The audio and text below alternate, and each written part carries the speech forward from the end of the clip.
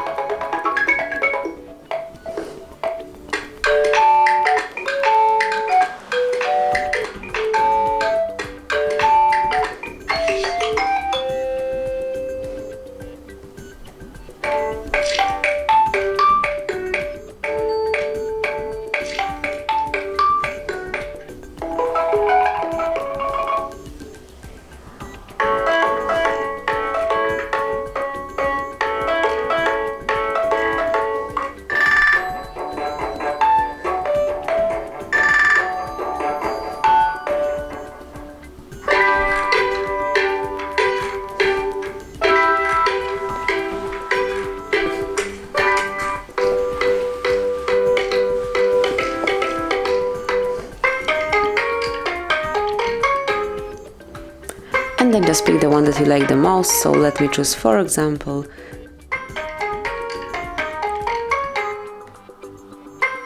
maybe Nokia Bounce. Tap on OK, and that's it. It has been already changed. So that will be all. This is how you can change your ringtone on your Nokia 7.2. Thank you for watching. Please subscribe our channel and leave the thumbs up.